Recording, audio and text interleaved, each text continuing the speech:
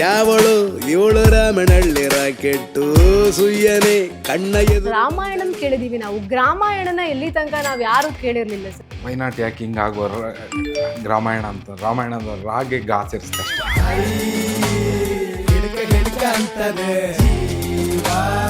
ನಮ್ಮ ಸಂಸ್ಥೆಯ 9ನೇ ಸಿನಿಮಾ, ಇದ್ರ ಜೊತೆಗೆ ವಿನಯ್ ಅವರ 9ನೇ ಸಿನಿಮಾ. 9 ಮ್ಯಾಚ್ ಆಗ್ತಾ ಇದೆ. ಏನು ಸರ್ ಇದು 9 ಸೀಕ್ರೆಟ್? ವುಮೆನ್ ಅವರು ತುಂಬ ಸ್ಟ್ರಾಂಗ್ ಆಗಿ ತೋರಿಸಿದ್ದೀವಿ ನಾವು ಮಹಿಳೆಯರ ಒಂದು ಪಾತ್ರನ ಅಂತ.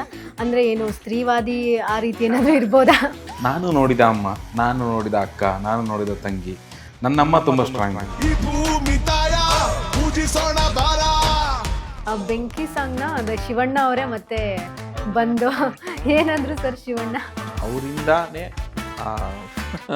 ಆ ಸಾಂಗ್ ಅಷ್ಟು ದೊಡ್ಡದು ರೀಚ್ ತಗೊಂಡಿತ್ತು. ನಿನ್ನಾಡೆ ನಾನು ಬೆಂಕಿಯೆಲ್ಲ ತಂಪು ಕಂಡೆನು. ನಿಷ್ಠುರವಾದ ಪಾತ್ರ ಅದು. ನಿಷ್ಠೂರವಾಗಿ ತೋರಿಸಿದ್ದೀರಾ ಸರ್. ಪಾತ್ರ ವಹಿಸಿದ ದೊಡ್ಡ ಲಕ್ಕಿ ಫ್ಯಾಕ್ಟರ್. ನನಗೆ ಮಾತ್ರ ಗೊತ್ತಿಲ್ಲ. ಅಂದರೆ ಅವರ ಒಂದು ಫಿಸಿಕಲಿ ಗೊತ್ತಾಗ್ತಾ ಇದೆ. ಹಿಂದೆ ಸಾಕಷ್ಟು ಸಿನಿಮಾಗಳನ್ನು ಮಾಡಿದ್ದೀರಾ. ಸೊ ಹಿಂದೆಗೂ ಈಗಿನ ಸಿನಿಮಾಗಳಿಗೂ ನಿಮಗೇನು ಡಿಫ್ರೆನ್ಸ್ ಅಂತ ಅನ್ಸುತ್ತೆ ಸರ್? ಸೊ ನಾ 1 ಮಿನಿಟಲ್ಲೇ ನೀವು ಪಕ್ಕ ವಿಷಯ ಹೇಳ್ಬಿಡ್ಬೇಕು. ಅದು ಹೇಳಲಿಲ್ಲ ಅಂತ ಇಟ್ಕೊಳ್ಳಿ, ನೀವು ಸೋತಂಗೆ. ಸರ್, ನೀವೊಬ್ಬರು ನಿರ್ಮಾಪಕರಾಗಿ ಈ ಪ್ಯಾನ್ ಇಂಡಿಯಾ ಸಿನಿಮಾಗಳ ಮೇಲೆ ನಿಮ್ಮ ಅಭಿಪ್ರಾಯ ಏನಿದೆ? ಪ್ಯಾನ್ ಇಂಡಿಯಾ ಅನ್ನೋದು ಆಗೋದು, ಮಾಡೋದಲ್ಲ ಡೆಫಿನೆಟ್ ಆಗಿ. ಸರ್, ಎಲ್ಲೋ ಒಂದು ಕಡೆ ನಮ್ಮ ಕನ್ನಡದ ನಿರ್ದೇಶಕರು ಪ್ಯಾನ್ ಇಂಡಿಯಾ ಅಂತ ಹೋಗಿ ಎಡವುತ್ತಾ ಇದ್ದಾರೆ ಜನಗಳಿಗೆ ಸಿನಿಮಾನ ತಲುಪಿಸುವಲ್ಲಿ.